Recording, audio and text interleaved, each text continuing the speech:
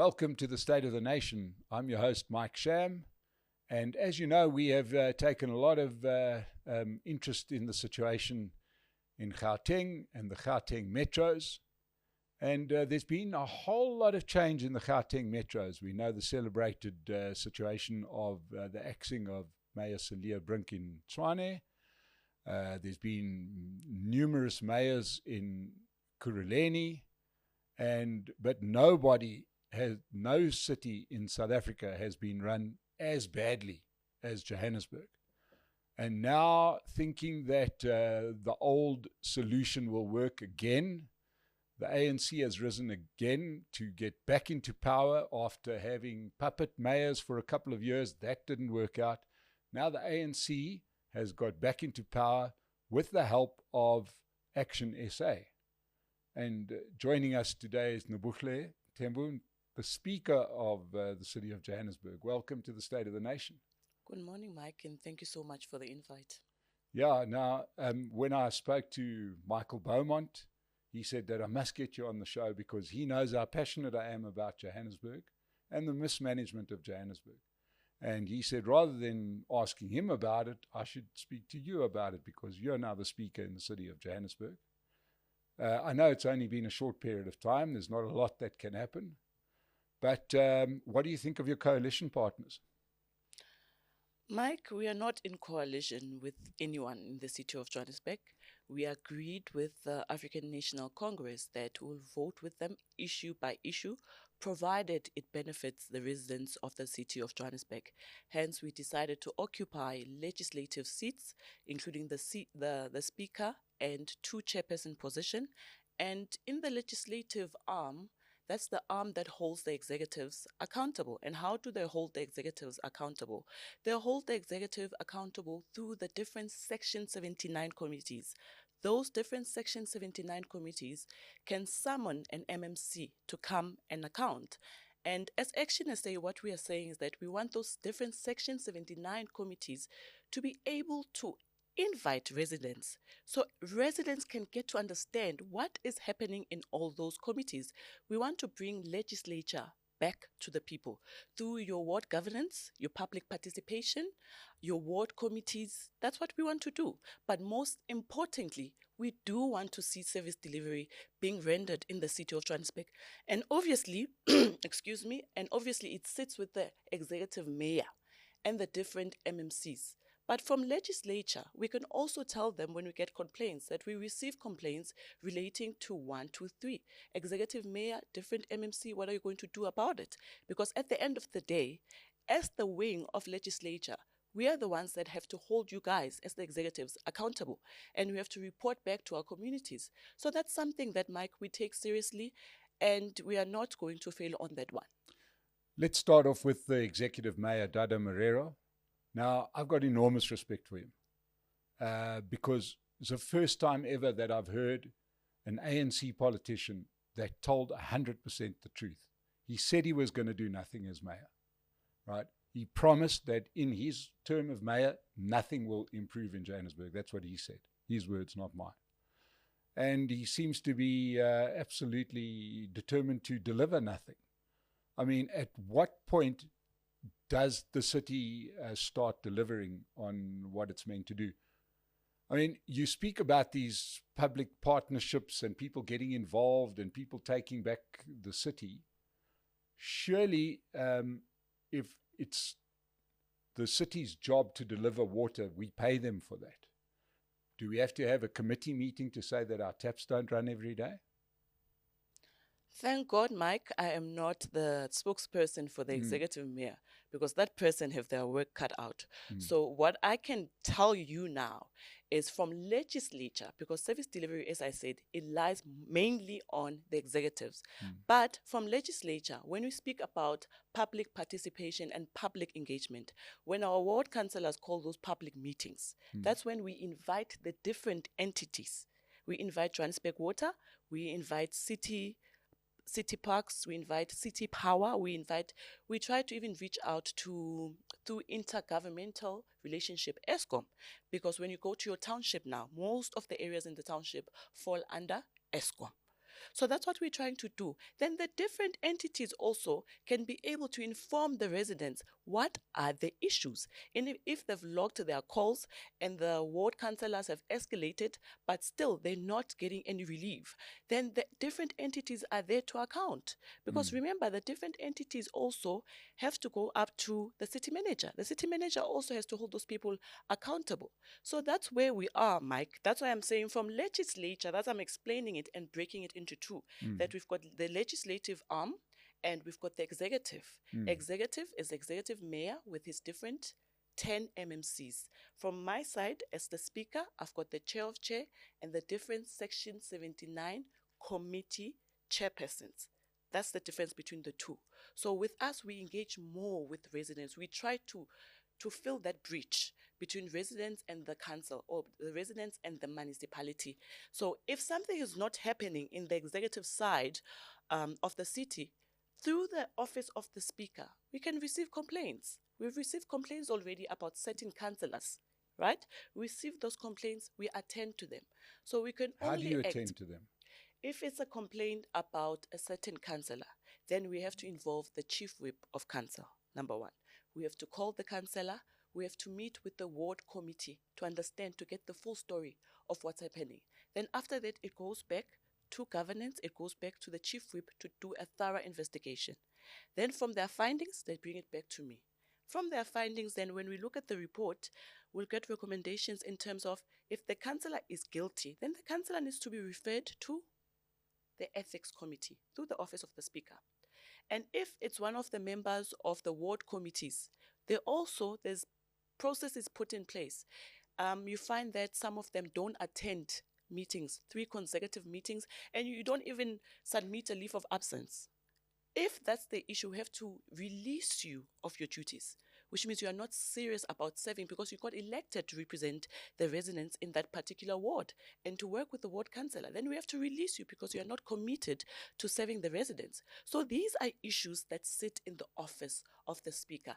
And I understand because a lot of people, when we interact with them, they'll tell us a lot about service delivery, which makes sense because even when you look at the Auditor General report, they highlighted the fact that in the city of Johannesburg, there is no service delivery and it's something we must fix now. Something that urgently needs to be fixed. Okay. So I'm sorry to interrupt you. I'm a bit confused by your last two points that you made. On the one thing, you gave me a hell of a long process when somebody isn't doing their job. Then you wrap that up by saying we've got to fix that now. Now, one would imagine, and all I keep on thinking as you're telling me about a ward councillor and a meeting and an ethics and a complaint and a this and a that, it's going to take months at least before that errant councillor or the person not doing their job is held to account, right? But yet you close that off by saying we must fix things quickly. How do you marry those two? Okay, let me start with the ward councillor, right? A lot of our residents would send a motion of no confidence against the councillor. And obviously, even if we refer a councillor to ethics, you're right, it takes time. Yeah. It takes time. It's a process. So that's one separate matter that sits in the office of the speaker, right? And when it comes to service delivery, because you also touched on it, and I know service delivery, even though it does not sit in the office of the speaker, but these are things that we receive. And when we ask the complainant, have you followed process? Have you went to the department, followed process? And if they respond and tell us, yes, we have, we've got the ombudsman, the city's ombudsman, that handles queries and complaints against the city and its entities. Okay, right? So do we have a whole lot of people sitting in, I presume you guys are sitting in the civic centre. I know that they decided not to sit in the civic centre and go and rent out at great expense other facilities. Where are you based? In the civic centre? Or you decided not to use the civic centre, you wanted to upgrade it or something like that. Is that right? The different departments are scattered. Scattered, okay, right. That sounds very efficient. And then now what happens is the picture I'm getting in my mind is we've got thousands of people that will watch this that are saying that what they are hearing is that I open my tap, I've paid my bill, I've opened my tap, water doesn't run out of that tap. I have to summon a ward councillor. He has to have a meeting. There's got to be a motion of no confidence, I presume, in Joburg Water. Then eventually it's got to filter up, and eventually somebody is held to account, and maybe 6 months later there's a disciplinary. But I need water today. There's no mechanism for somebody saying, hey, do your job. Is that right? Consequence management. Well, let's say people doing what they're employed to do. But also remember, Mike, when it comes to you opening your tap, yes, and having access to clean water, it is a basic right, I understand. But also never mind the basic right, it's something that I paid for. Something you paid for, you're quite right. But also, when I pay for my phone, I expect minutes on my phone. When I go to the supermarket, I expect flour in the bag that says flour. Makes sense. I understand you.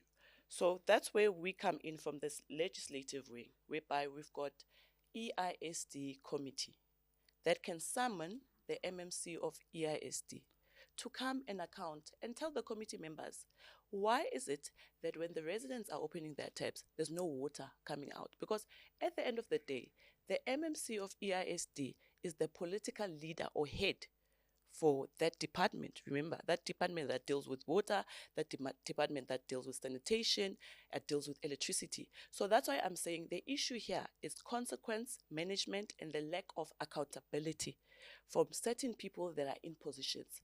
But from the legislative wing, what we are supposed to do and what we are currently doing is using our different committee members to summon the MMC to come and account.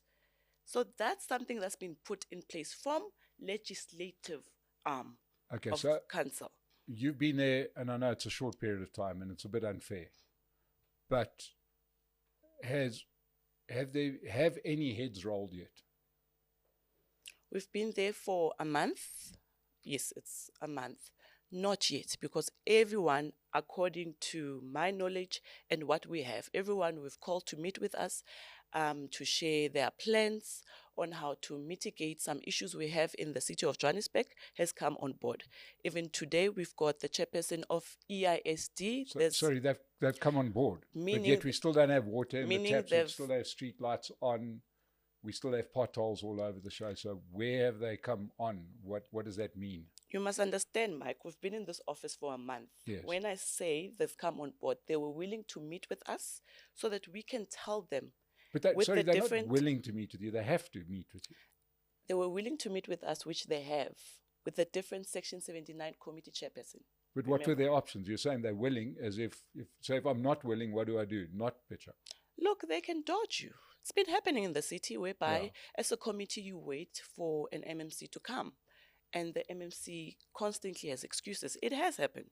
It's nothing new. It has happened, right? But that's why I'm saying, thank God, now everyone came on board, because even though we are not in a coalition, Mike, but I think one thing's for sure, right now, we stretch the word coalition, because voting with somebody by definition surely must mean coalition. But anyway, let's move on. But we won't always vote with them. Let me give you an example. There's an issue now, a burning issue for us, and that issue is to rename Sentin Drive. Yes. We don't believe that that's the best decision now. And it makes the road much better. But to be honest... It does. It improves the road. Look, they did it with William Nicol. Changed the name. Now the road's great. But look at it in this way, Mike. Okay, so we're prioritizing renaming roads when we've got a report from the Auditor General that speaks about service delivery. We were just speaking now about when you open your taps, there's no water, right?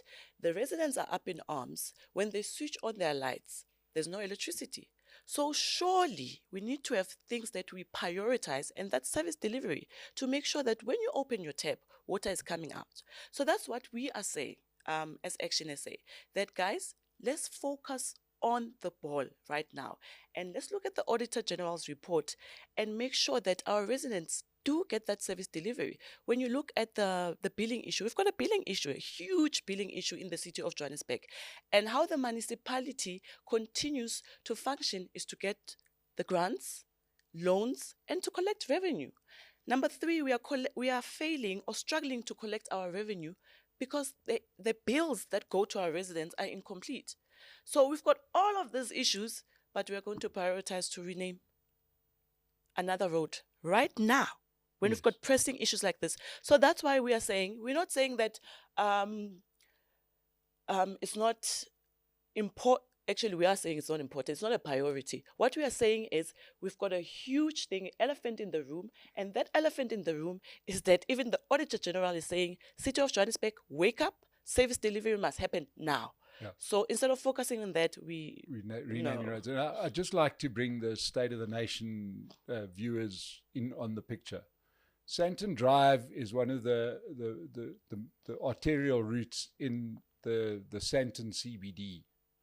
And oddly enough, it houses the American Embassy. So the coalition government in Johannesburg decides it's a good idea to rename Santon Drive, an apolitical name, a name that's been there for a long time, it is what it is, into Leila Khalid Drive. Now, if anybody is confused as to who Leila Khalid was, she was the first female aeroplane hijacker, right? Hijacked a plane in the 1970s, and they're going to rename that plane so that the American Embassy has to put their address as number 1 Leila Khalid Drive. Right, now that's really going to be good for investment. That's a really solid business idea, because we all know in South Africa, when you rename things, it fixes the potholes, it fixes the lights, it makes... The road itself is in an absolute mess. There have been roadworks there for months, right? A little expansion of a turning to another road that's been renamed, right? So now we've had a City of Johannesburg run by the same coalition for 3 years now. The roads have exploded. People have died when buildings have burnt. The water doesn't run in the taps, and none of the street light works. Okay, that's wrong. About half of the street lights work. Many of the traffic lights don't work. But yet we're going to rename the road to piss off the American Embassy. It is beautiful, and only in Johannesburg. But we're going to go back to this one because Action SA is voting with the ANC to keep them in power. Sorry, I just had to get that off my chest. But that's roughly the situation, isn't it? That this now has become the priority thing to do in Johannesburg, is to rename Santon Drive. That's what ANC wants to do as Action SA. We opposed it. We are not in support on that. And this was tabled in council in 2018. Yes. So currently what is happening, it's been open for public participation, but it did get tabled in council in 2018, which they did get outright majority in terms of the approval. But public participation, that's an opportunity for the residents to engage. And after this interview, we are going to go to Santon to look around the area if there are some posters or some leaflets that engages residents, that tells them about the renaming of Santon Drive. And if the residents are keen, know about this, and if they are submitting their inputs, because one of the issues we have, Mike, is that we run this public participation, but a lot of our residents are not putting their inputs. So that's an area that we are looking at, that from our side, are we doing our best in terms of informing the residents about public participation? Or maybe is there something we are missing? Can we just stop on this public participation for a second? Sorry, Nobuhle, and so you can see that I get emotional about the City of Johannesburg because it's just so blatantly bad. You come from a background in corporate. Yes. Big companies that have got massive market share and deliver world-class products. Tell me about their public participation programs. Were you not part of an organization that could see that your opposition is eating your lunch with a better app or a better product? Were you not in the real world that could say, hey guys, we are falling behind here, we need to improve there?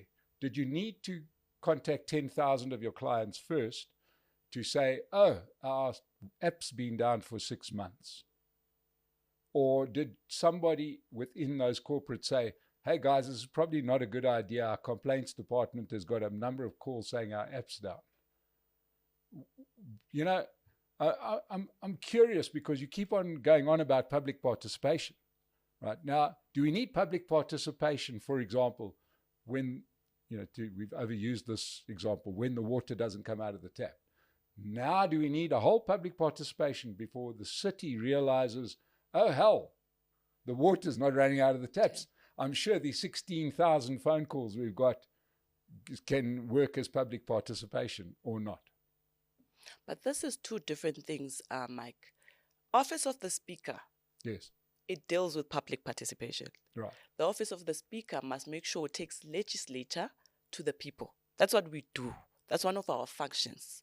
And when you're speaking about opening the tab, that, as I said, it's service delivery that sits with the executive mayor and the different MMC.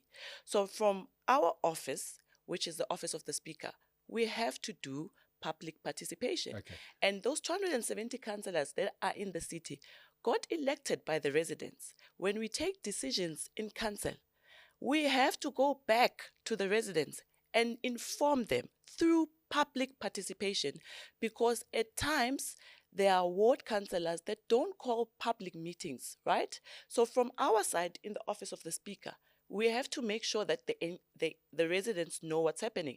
And one of those processes is public participation. So you'll forgive me, but I'll keep on saying this because it's an area that we seriously have prioritized, and we want to take legislature to the people, and we have to engage them on all public platforms.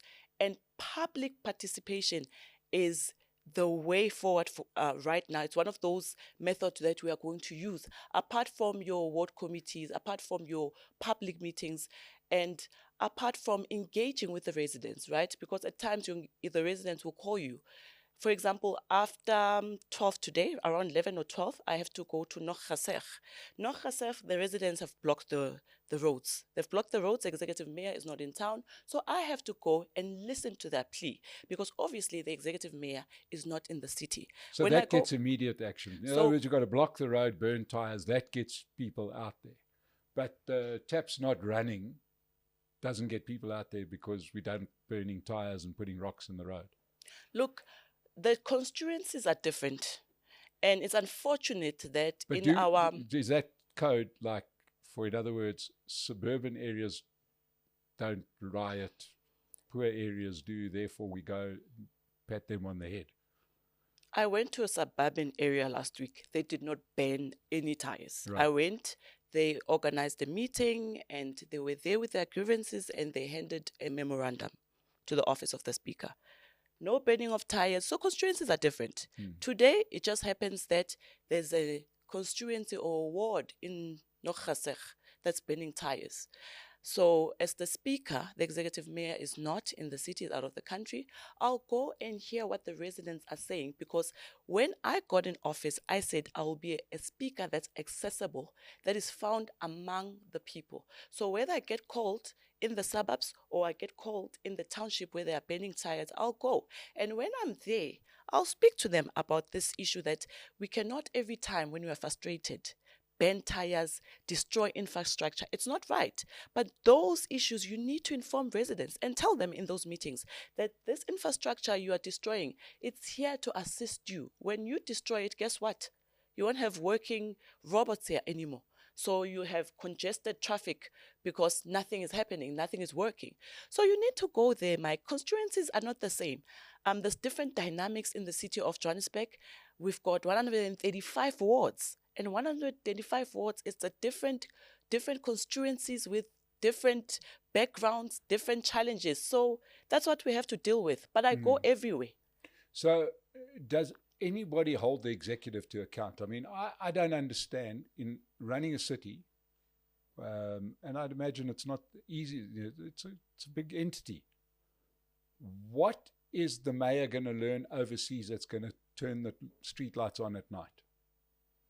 Well, the executive mayor and the spokesperson, I'm sure they can respond to that.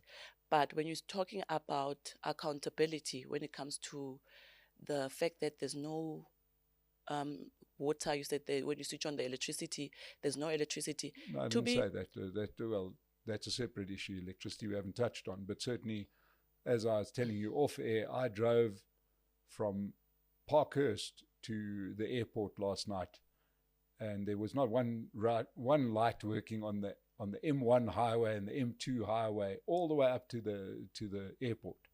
Now, that's not an Eskom issue. We know that Eskom's sitting with power. It's a management issue. Do we now need to go get a public participation? Do I have to go 10,000 of my mates? We have to be in a stadium, not burn tires because we're the other constituency, apparently, right? Before somebody gets a phone call to say, hey, Yanni and Sipho, please do your job. I'll still repeat this. Office of the Speaker sits with public participation. Office of the Executive Mayor, that's where service delivery sits. So you are mixing the two. It's two different things.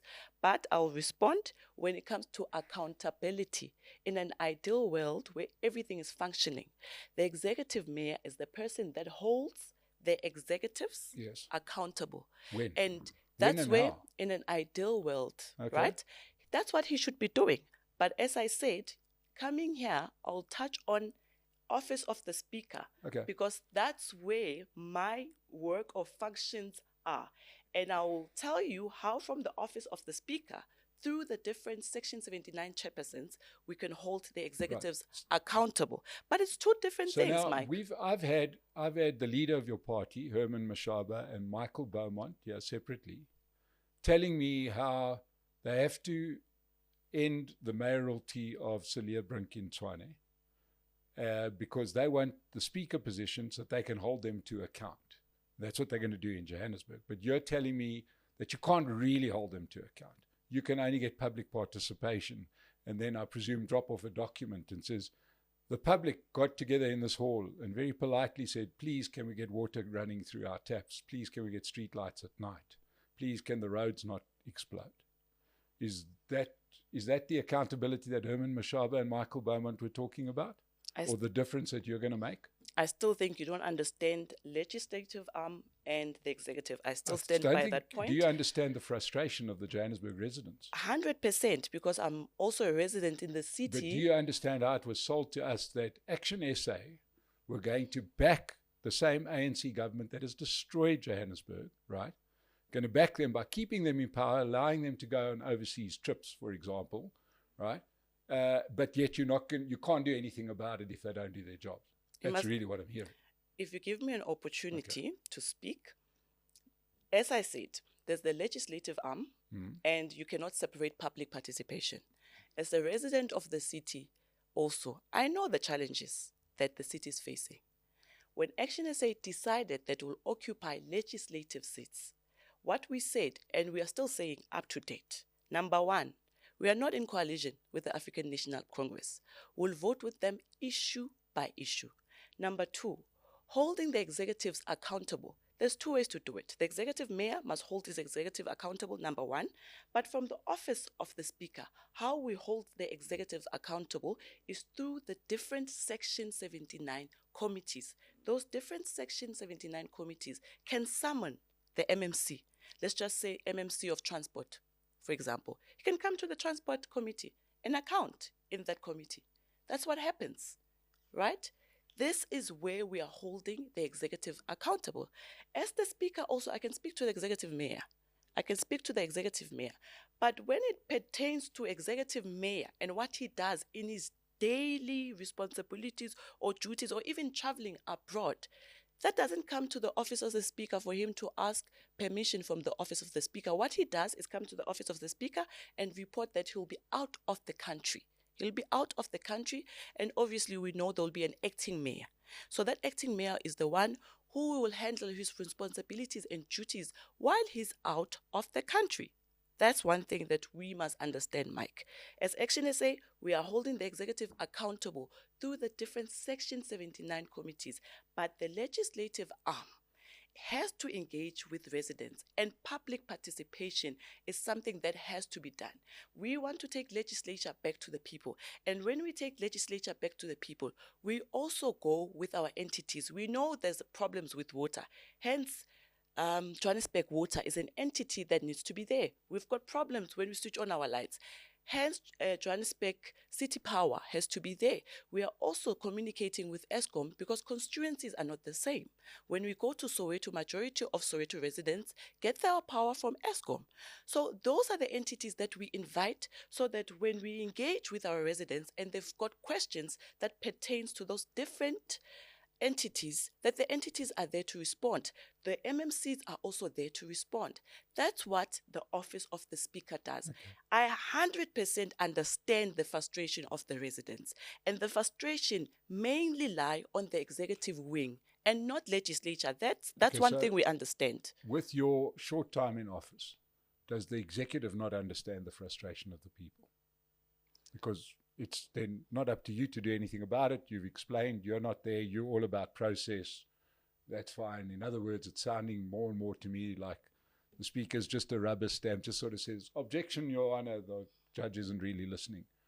Where do the executive live? Do they live in Johannesburg? Do they feel the frustration of the people, or do they not give a shit? I'm not their spokesperson. I'm not the spokesperson of the different MMCs. But if you are not getting any pleasure from the different MMCs and you followed all protocol or process, we've got the ombudsman in the office of the speaker. We've got the ombudsman, the city ombudsman, that deals with complaints, even when it comes to billing. He deals with all those complaints. One of the reasons, Mike, that we decided to listen to the ANC is because the municipality was hung, right?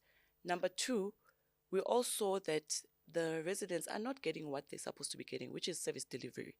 Number three, we decided for the sake of the residents, because we all know that we've been saying as Action SA, we'll never work with ANC. That's what we've been saying. But for the sake of the residents, and because we wanted to impact change, right? We wanted to bring something that at least will bring back hope for the residents. Right now, what is happening from the legislative arm, people are happy with public participation. For you, you might not understand it. But I tell you now, when we went to Cosmos City, when we go to Orlando, people are happy about public participation. They are happy about the processes that are going to start now, the CPPs that are starting. They're excited about those workshops. That's an opportunity for them to engage with the office of the speaker, to engage with the different chairperson, with the MMCs, with the different entities. People are excited about that, to see what does the city have to offer. When you speak about civic education, they are there, they want to submit their inputs. So it might not make a difference to you in terms of you don't understand, because you want things that function. You want when you switch on the lights, and I understand. But those other people just want a meeting. No, I understand. But there are people. My problem is that I want stuff to work that I pay for to happen. Those people are very excited just to go to another meeting. They're not excited to go to another meeting. They're excited to go to a meeting whereby they've got a problem against, they've got a problem regarding City Power. And City Power is there, and an MMC is there, and a EISD chairperson is there. So to speak about their problem, to see how to resolve it. The entity is there. So they're excited about that, because some of our constituencies, it's not easy for them to access us. I must say, as politicians, at times, we're not easily accessible to the very same people who put us in office. Hence, from the office of the speaker, I said I'm going to be accessible to the residents. So some of our residents, and majority of them, especially in the townships, Mike, in the townships, they are happy about those meetings, because we bring the different entities so that we can speak about these issues, so their issues can get resolved. Okay, so let's talk about some of those success stories that have emanated from these meetings that you facilitated. Tell me about them. What has manifestly changed as a result of these meetings that people are so excited about attending? Let me give you an example. It's not even a meeting. Parkhurst, this is Parkhurst. There was no electricity, I think, for 3 days, if I'm not mistaken. Yeah. When a resident called me and told me there's no electricity, I called the city manager. We got the people to come on the ground from City Power. Electricity was restored the very same day, on Saturday. So somebody did the job. On Saturday. 3 days. How happy would you be if your bank was offline for 3 days? Was that the sort of service you would expect? That is terrible. That is terrible. What? For me to say that? Or No. It's terrible for residents not to have electricity for 3 But days. you're saying this is a victory. It's a victory because I got called Saturday around 11, and the very same day, electricity was restored. So what I'm So trying what to say happened on to you, Thursday and Friday? what I'm trying to say to you, Mike, is even though that doesn't sit with the office of the speaker, but because I said I am going to be a speaker that's accessible, even when a resident is calling and frustrated about a certain issue, I won't just abandon it and say, nope, this is not in my department. I went out. I called the city manager. What's happening? You know, the resident is telling me for 3 days, no electricity, no feedback. Here's the reference number. So let's talk about the city manager for a second. City manager came into that position with a massive cloud over his head, right? He has previously been found guilty of corruption, but he's in that position as city manager, right? He came from a different city, and he's been disastrous. You can't put it any other way. The streets have exploded. People have died, right? The city, as we said, there's a litany of woes. I mean, by no metric can we say he's done a decent job. What would be the process if you are the speaker? Must we have a meeting, burn tires? What do we have to do for people to say, maybe this is a questionable character? But Mike, the office of the speaker doesn't have control over the city manager in that way. I can't, as the speaker now, interfere with our officials and say, this person has not been doing a good job, so we must chuck him out or anything like that. And I beg to differ when it comes to people who have died. That's Osindiso, that building that caught fire. Which was owned by? The reason why I'm saying the city was owned by? Listen, give me time to explain why I beg to differ. And the reason why I'm saying I beg to differ, it's because when that happened 2 months before, and we had the former mayor, Councillor Kabelo Kwamanda, we spoke to him about inner city rejuvenation. We submitted a motion whereby we're going to reclaim hijacked buildings, right? And that motion got stopped in programming. And we blamed that on the executive mayor because we were saying, executive mayor, we gave you a solution about what we are facing in the city of Johannesburg. Now you had to wait until something like this happened, until 77 or 78 people died in a city-owned building.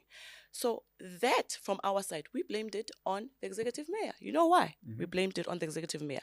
Because he could have ran with that motion. He could have ran with that motion together with the MMC of Economic Development. That was something that was done by former mayor in 2016, President Herman Mashaba, and it's something that worked. So if something works, why reject it? And that's where we're coming in. Why reject it? When it comes to the city manager, we look at the Auditor General report, and I think I've spoken about this. It does speak about consequence management. Consequence management, not only for him, but also for people who are under him.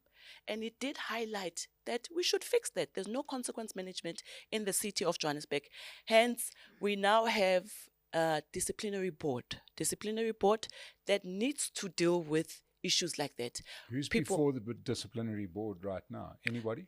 We do have cases. To give you an example, there's a case whereby we purchased fire trucks.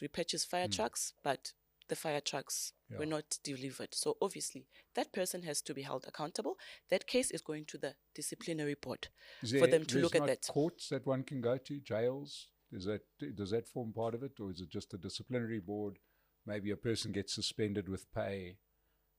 Is when you talk consequence management, this is if somebody is ordered.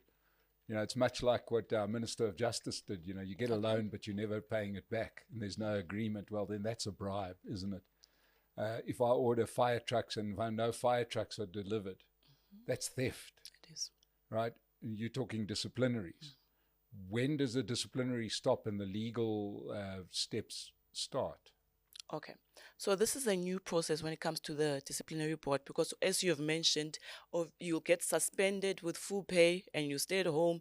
Then after a couple of months, the city will bring you back and they'll just say, we are going to deduct maybe 1 month's salary. You go for training. Yeah. So that was not enough also for the Auditor General.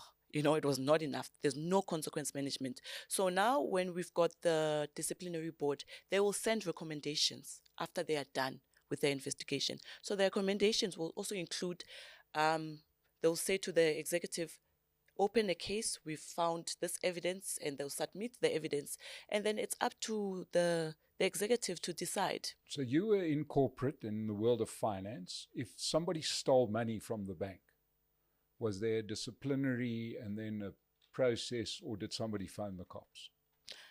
In the private sector, it's quite different. They didn't waste time. Why would it be different?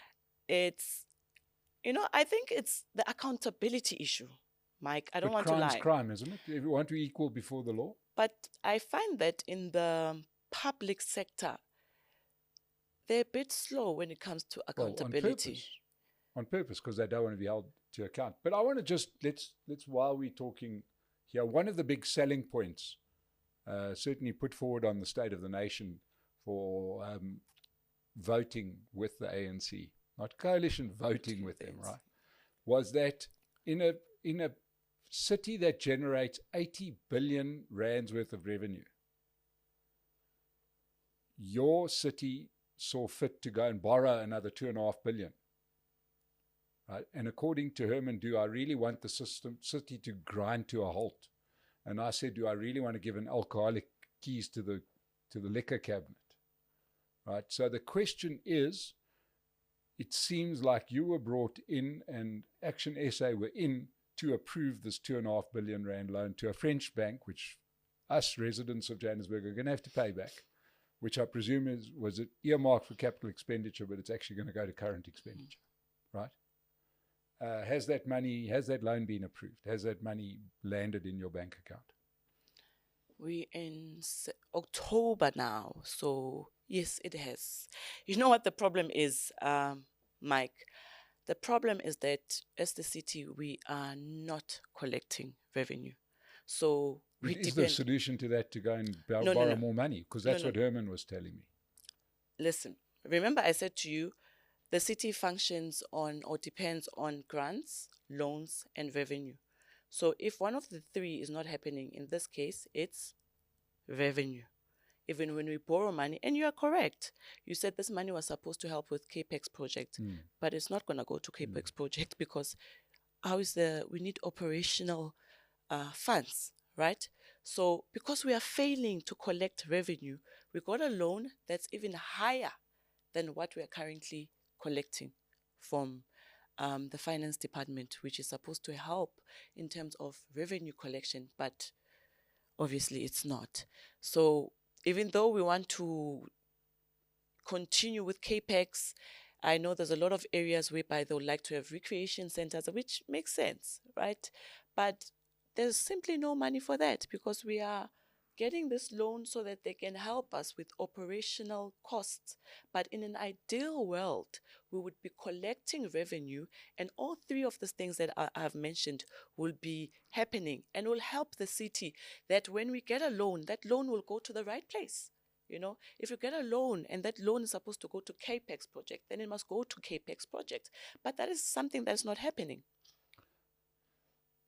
Ladies and gentlemen, I'm not 100% sure if you can make sense of this. I thought that the role of the speaker was to hold people to account, but it sounds like it's a place to organize meetings. Nobuhle, you've been very game. You've answered the questions. I've taken it down a certain route, which I think was maybe unfair in that you can't answer for the executive.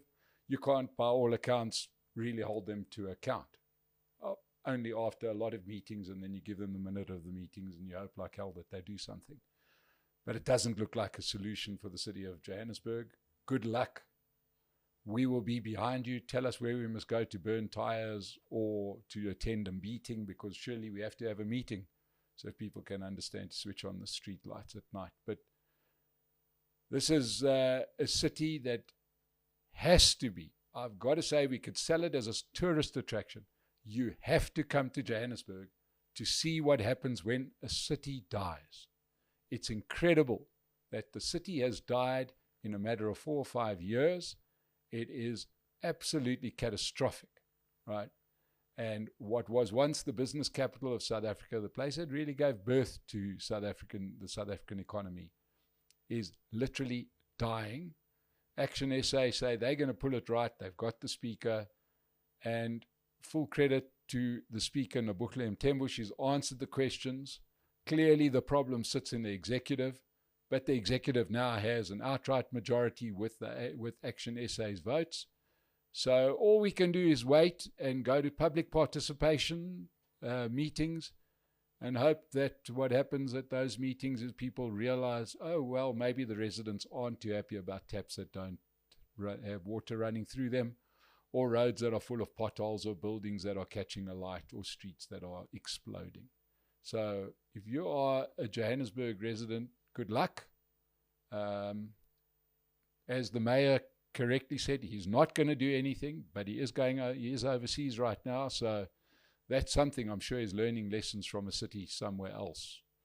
But this is Johannesburg, coming soon to the city of Tshwane. It's already there in Ekurhuleni. And now we have Action SA firmly in the camp of this kind of management. So let's hope. I know that we've had leadership here before to say that we can't sit on the side and moan about it. We've got to get into the ring. Action SA has got into the ring. You've heard from Action SA speaker in the city of Johannesburg. Very impressive lady. Please, God, she can do something. But as a resident, I hope you are helped. But in the meantime, what I would do if I was you is I'd go and rent a car from Pace Car Rental, but rent a 4x4, especially if you live anywhere in Gauteng, because you're going to need it to drive on the roads. So they've got 4x4s, go and rent one, keep your nice car at home until after the local government elections in 2026, and then you can pull your car out again. But Nobuhle, thank you so much for joining us today. Sorry, it has been an emotional discussion. I make no excuses for my emotion. I want Johannesburg to work. It should work. If only the custodians of the city chose to make it work. I'm fascinated. The president lives in Sandhurst. He has to drive on the same roads that I drove on last night many times. Does he not see the streetlights out? But that's a discussion for another day. Thank you so much. All the best with your speakership. I hope it goes so well that that you get into executive position soon, because, good Lord, we could do with somebody like you in the executive positions of Johannesburg. Thank you so much for joining us today. Thank you to everybody. Please like and subscribe to The State of the Nation. We'll be back soon. Thank you.